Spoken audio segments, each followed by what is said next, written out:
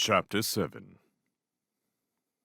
"You took your time," said Khedron, "but I knew you would call sooner or later."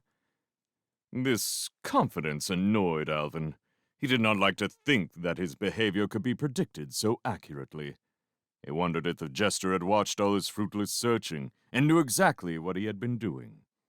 "I'm trying to find my way out of this city," he said bluntly. "There must be one, and I think you could help me find it." Khedron was silent for a moment. There was still time, if he wished, to turn back from the road that stretched before him, and which led into a future beyond all his powers of prophecy. No one else would have hesitated. No other man in the city, even if he had the power, would have dared to disturb the ghosts of an age that had been dead for millions of centuries. Perhaps there was no danger. Perhaps nothing could alter the perpetual changelessness of Diaspar. But if there was any risk of something strange and new coming into the world, this might be the last chance to ward it off. Khedron was content with the order of things as it was. True, he might upset that order from time to time, but only by a little. He was a critic, not a revolutionary. On the placidly flowing river of time, he wished only to make a few ripples. He shrank from diverting its course. The desire for adventure, other than that of the mind, had been eliminated from him as carefully and thoroughly as from all the other citizens of Diaspar. Yet he still possessed, though it was almost extinguished, that spark of curiosity that was once man's greatest gift. He was still prepared to take a risk. He looked at Alvin and tried to remember his own youth, his own dreams of 1,000 years before. Any moment of his past that he cared to choose was still clear and sharp when he turned his memory upon it. Like beads upon a string, this life and all the ones before it stretched back through the ages. He could seize and re-examine anyone he wished. Most of those older Khedrons were strangers to him now. The basic patterns might be the same, but the weight of experience separated him from them forever. If he wished, he could wash his mind clear of all his earlier incarnations when next he walked back into the Hall of Creation to sleep until the city called him forth again. But that would be a kind of death, and he was not ready for that yet. He was still prepared to go on collecting all that life could offer, like a chambered nautilus patiently adding new cells to its slowly expanding spiral. In his youth, he had been no different from his companions. It was not until he came of age and the latent memories of his earlier lives came flooding back that he had taken up the role for which he had been destined long ago.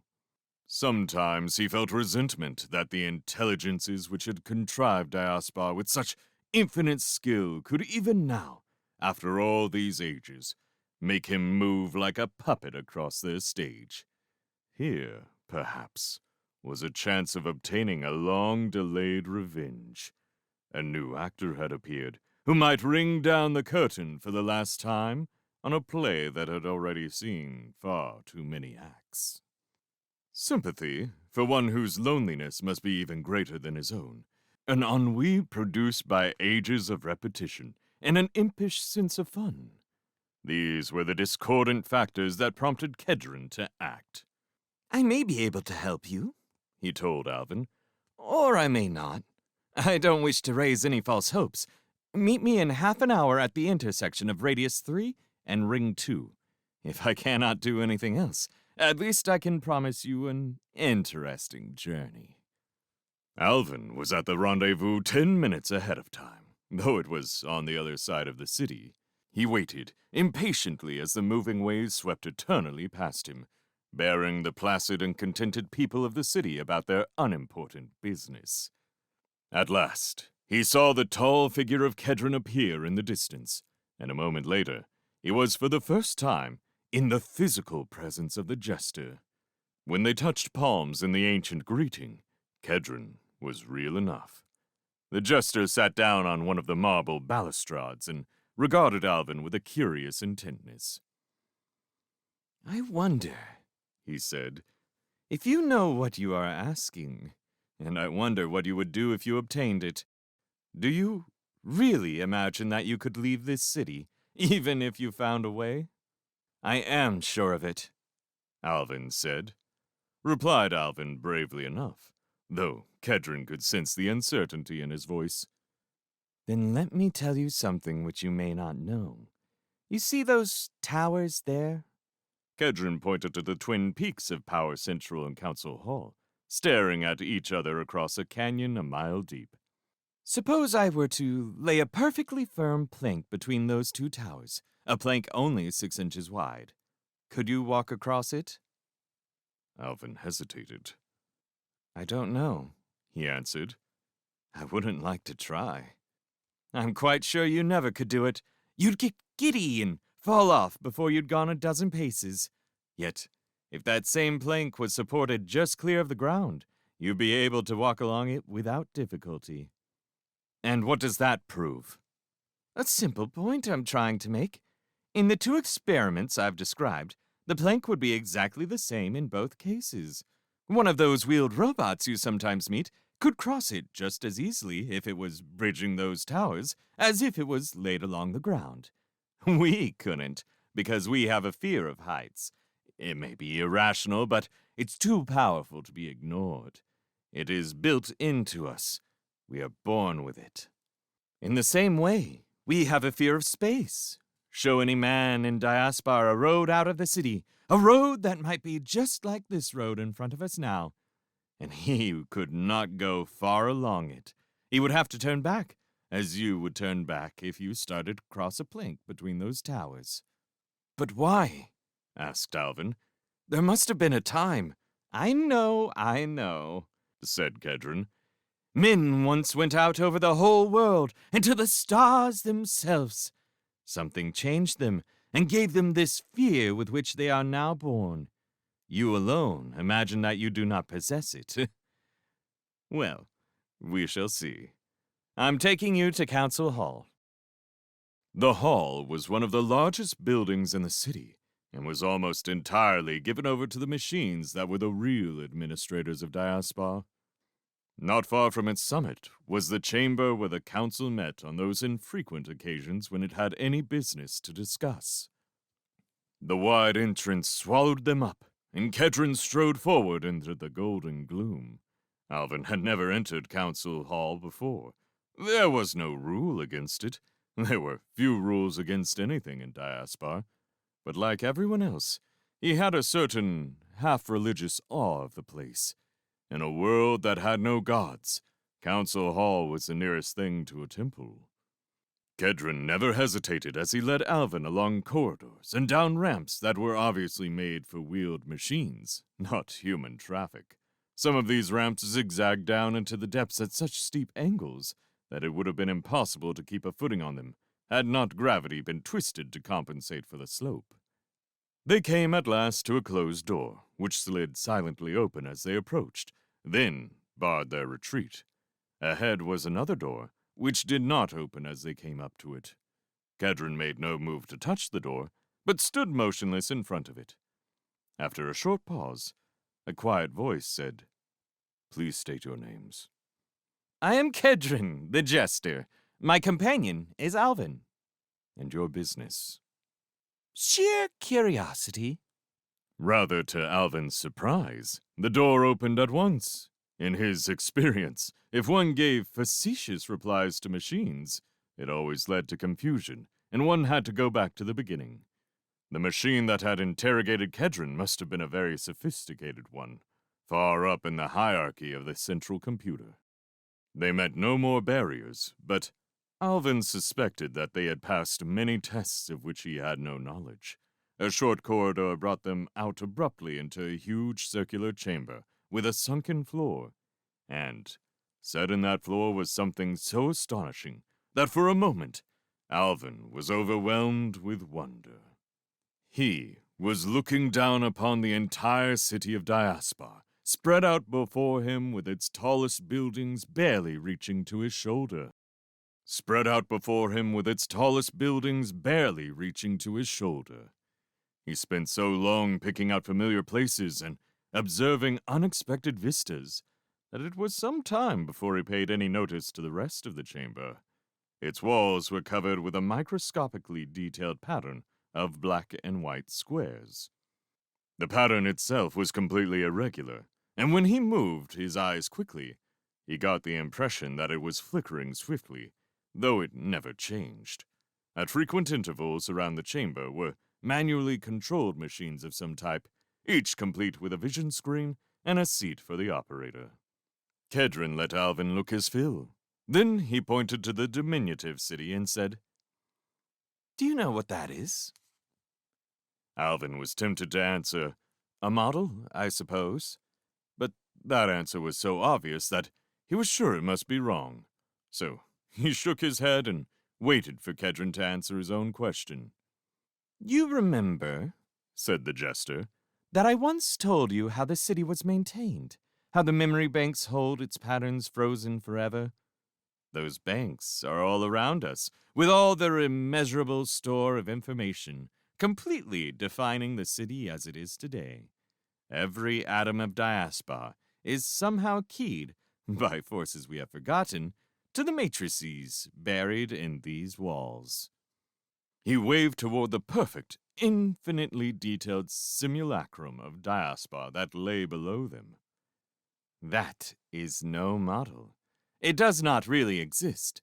It is merely the projected image of the pattern held in the memory banks, and therefore it is absolutely identical with the city itself. These viewing machines here enable one to magnify any desired portion, to look at it life-size or larger. They are used when it is necessary to make alterations in the design, though it is a very long time since that was done. If you want to know what diaspora is like, this is the place to come. You can learn more here in a few days than you would in a lifetime of actual exploring. It's wonderful, said Alvin. How many people know that it exists? Oh, a good many, but it seldom concerns them. The council comes down here from time to time. No alterations to the city can be made unless they are all here, and not even then, if the central computer doesn't approve of the proposed change. I doubt if this room is visited more than 2 or 3 times a year. Alvin wanted to know how Khedron had access to it, and then remembered that many of his more elaborate jests must have involved a knowledge of the city's inner mechanisms that could only have come from very profound study. It must be one of the jester's privileges to go anywhere and learn anything. He could have no better guide to the secrets of diaspora. What you are looking for may not exist, said Khedron, but if it does, this is where you will find it. Let me show you how to operate the monitors. For the next hour, Alvin sat before one of the vision screens, learning to use the controls. He could select at will any point in the city and examine it with any degree of magnification. Streets and towers and walls and moving ways flashed across the screen as he changed the coordinates. It was as though he was an all-seeing, disembodied spirit that could move effortlessly across the whole of diaspora, unhindered by any physical obstructions. Yet it was not, in reality, diaspora that he was examining.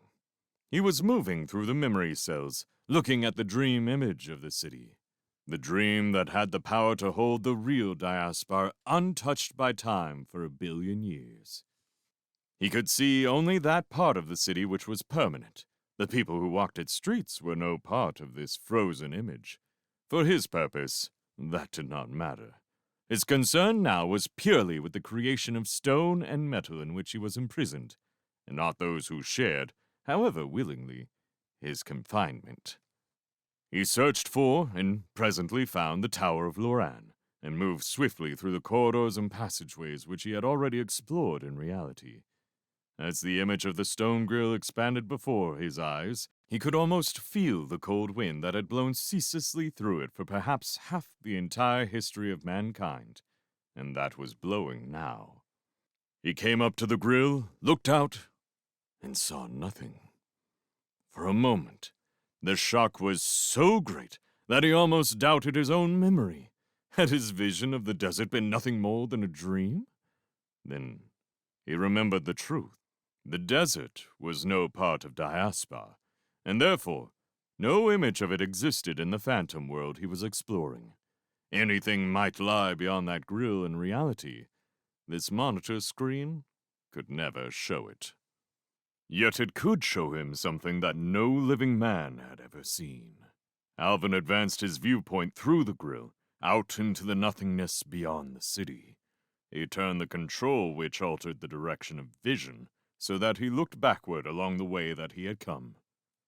And there, behind him, lay Diaspar, seen from the outside. To the computers, the memory circuits, and all the multitudinous mechanisms that created the image at which Alvin was looking, it was merely a simple problem of perspective. They knew the form of the city, therefore they could show it as it would appear from the outside. Yet, even though he could appreciate how the trick was done, the effect on Alvin was overwhelming. In spirit, if not in reality, he had escaped from the city. He appeared to be hanging in space, a few feet away from the sheer wall of the Tower of Loran. For a moment, he stared at the smooth gray surface before his eyes. Then, he touched the control and let his viewpoint drop toward the ground. Now that he knew the possibilities of this wonderful instrument, his plan of action was clear. There was no need to spend months and years exploring Diaspar from the inside, room by room and corridor by corridor.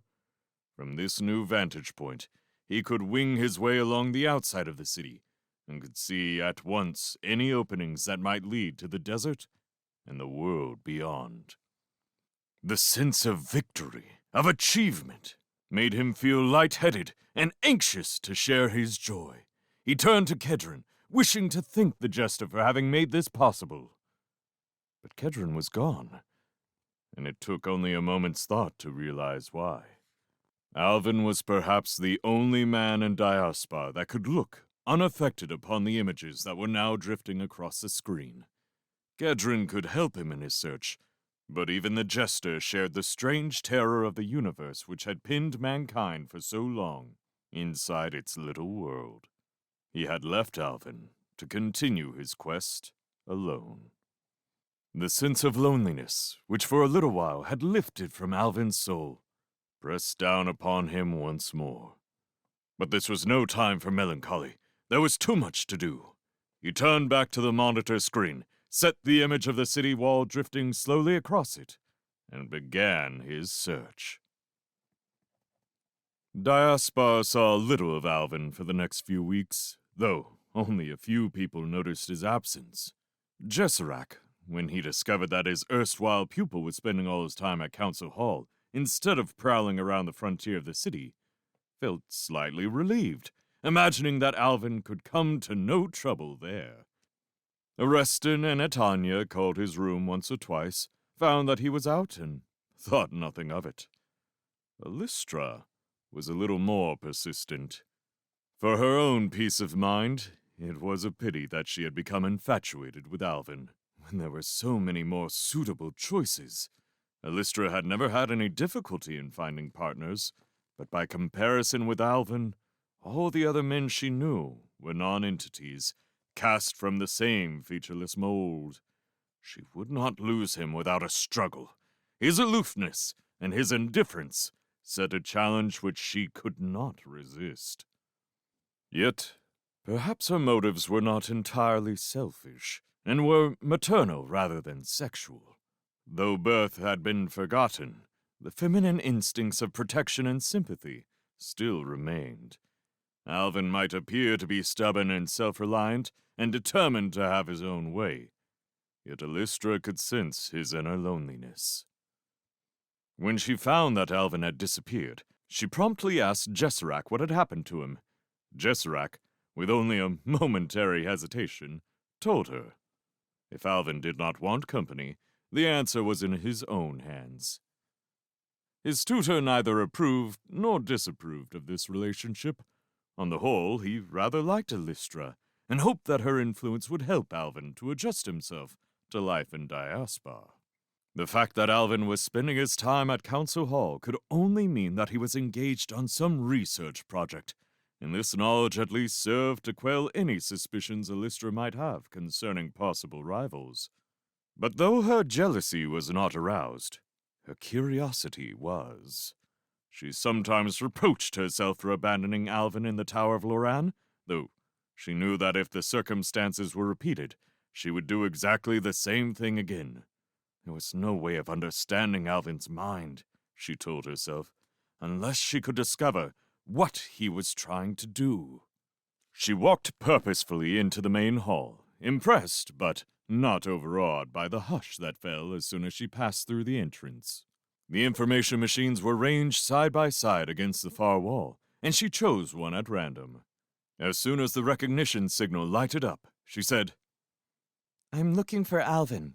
He is somewhere in this building. Where can I find him?